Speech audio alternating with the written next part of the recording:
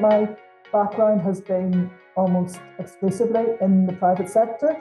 I'm an engineer by qualification and worked in technology and innovation since graduating for 25 years in big multinationals. Also worked in startups and then most recently in venture capital, where I was a venture capital partner investing in high technology companies across the island of Ireland. And I guess through that I was involved in many community-related programs and projects. I was on the board of Young Enterprise. I was a childline counsellor and involved in many organisations seeking to provide a more inclusive route into the business sector, and saw the brilliant work that was done.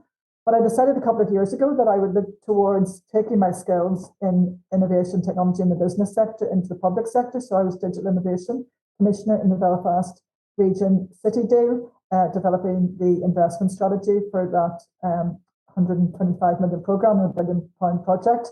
I guess I was building the foundations of what platforms we can build from a technology innovation where we can compete globally in the next 10 years. I'm delighted that we have now got funding approval for that business case, and that was the meetings I was discussing earlier this morning. So I guess from that foundation, but actually, and I guess everyone around this table, who, particularly from the business sector, is really about making a change to their community and to their people. Obviously, different elements of how that impacts their business as well. But that was very much in my headset. How can I, when I see in the business sector all the great opportunities there are for pathways and skills and jobs, support that, but also deal the really difficult things in terms of providing pathways and supply and resourcing into those sectors when our skills gaps was one of the biggest issues we had, but also looking towards more broadly in our communities and those areas who were far from pathways and far from skills and jobs. And for me, that was the reason I applied and took the job in the Northern Ireland Civil Service, and looking towards how we can actually provide inclusive pathways for solving some of our more difficult problems in those communities that Gareth talked about. So for me, it is about a holistic solution. It's about a partnership-led approach. And certainly in Department for the Economy, much as we would want to do, we can't overall solve the skills or the economy journey. Actually, it can't even be solved in one department. It needs to be a whole systems approach in combining departments like Department for Communities and Education, of course, and the economy, but also needs to be a holistic approach from a Northern Ireland perspective with our partners in industry, our partners in the community sectors, and how we bridge those forward. So when I look towards what are we going to be like for the next 10 years, and it feels like we have a really strong platform of capabilities and skills, particularly in the business sector. We have showed ourselves to be truly resilient over the last 24 months. We have some standout businesses. We have received significant investment from FDI and grown our Indigenous companies, which have shown growth through this period. Now, those areas I appreciate have issues in terms of the skills and the pathway for skills, which has been an issue for those. But looking towards actually where we are from an economic inactivity in those hard-to-reach communities, we're still at 27% in terms of economic inactivity. And we know that economic inactivity isn't about just not involved in the workplace. We know that different economic outlooks actually affect social outcomes and also affect outcomes from health inequalities. So how can we collectively solve those big mission problems? And for me, one of those significant problems is providing the skills pathways into our companies that require them, but actually how we bridge that economic inactivity into providing pathways that look towards closing those gaps and those margins.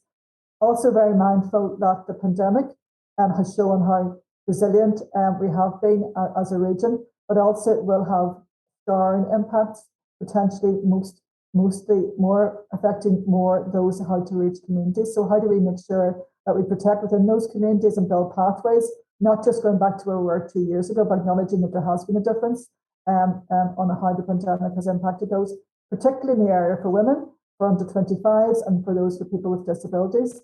And again, that cannot be addressed in Department for Communities. It cannot be addressed in Department for the Economy. We will be enablers for it, and also to the Executive Office in terms of the BUC and those partnership-led approaches. So for me, it's about how we join together to solve those big systemic issues that have blighted Northern Ireland, and take a long-term joined-up approach to do that. And Angela also referenced, which again for me is a big challenge for Northern Ireland, but also a big opportunity, our path to net zero carbon, be that an 82% reduction in 2045 or 100% by 2050. Whatever that is, we have big challenges in terms of achieving those targets, and we need to make sure that's a just transition, and we need to work with industry who are leading in many of these areas, as well as departments and communities to provide those pathways forward.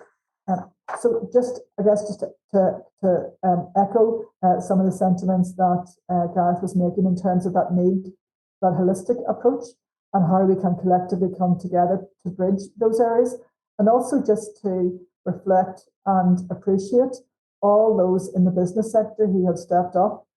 Throughout the last 20 months, we have seen that really significantly, but actually throughout the years, and I think of all the work that John Healy has led in various different organisations that has been through, particularly looking at providing skills pathways for those who have been in the more diverse groups, and excellent work that's done in terms of cyber skills and in Allstate, and also the work the business community looked towards supporting children with digital devices in terms of the pandemic and the great work that's been done there.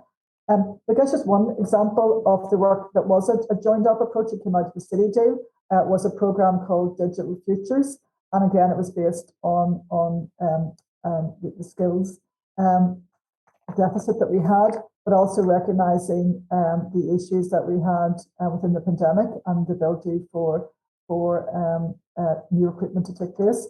So it was an initiative with 4 FE colleges, with universities, with council partners, and with Department for Economy. But significantly, it was with actually our local SME communities, and looking to see what type of skills in terms of technology did they have a need for, and could we provide a reskilling platform and programme. And we advertised that programme called Digital Futures, and it was initially piloted for 55 resources funded by Department for Economy. We had 255 applications for that, none which had a technology background, and a very diverse background in terms of applicants. Some of those, and particularly reflective of the situation we find ourselves at the moment, were asylum seekers who were coming in and looking for a reskill pathway.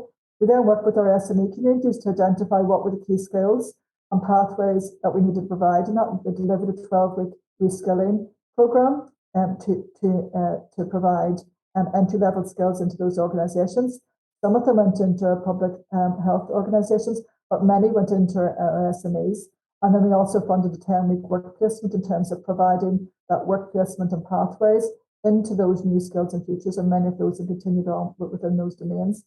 So I guess that is an example of how working together we can solve a really significant problem in terms of providing pathways for those who didn't have them, but also delivering skills and opportunities for those sectors which broadly need to grow in those areas as well, and having a joined up approach. So I'm hoping through this forum that we can continue to build on this great discussions that we're having today, and really looking forward to deepening our relationship with the business communities more broadly in the Northern Ireland Civil Service as we move forward.